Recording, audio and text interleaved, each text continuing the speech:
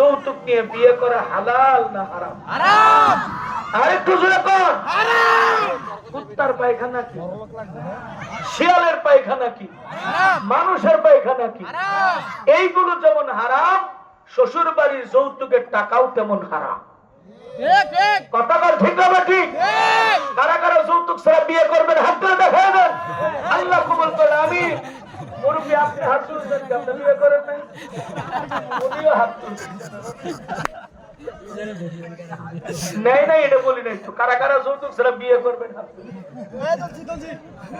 এরা ঠিক আছে, এরা ঠিক আছে, বিয়ে করেন। আমরা আছি।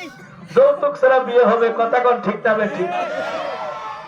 মুসলমান আল্লাহর গোলাম, ভালো করে বিষয়টা বুঝবেন। ছেলেটা বিয়ে করলো, তার দেনমোহর দেওয়া লাগবে। জোরে বলেন, দেনমোহর দিতে গেলে কমপক্ষে বর্তমান যুগে কত দেওয়া লাগবে? আচ্ছা 2 লাখ 3 লাখ বাদ দেন, 50,000 দেন।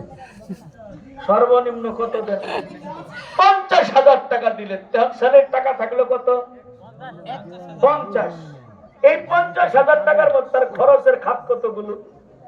ছেলে মেয়ে বাবা মা যা আছে সবার খরচ তার বহন করা লাগবে। ঠিক। কথা বলে না, কথা বলে না।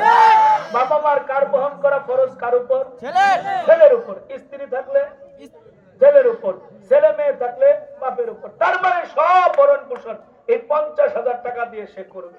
ঠিক। তারই ঠিক বোন বিয়ে পেয়েছে বাবার থেকে 50,000 টাকা।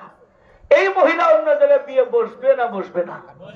সে কি দেনমোহর পাবে না পাবে না? পাবেন। তো পাইলো কত? পাইলো মনে করেন 50,000ই পাইলো।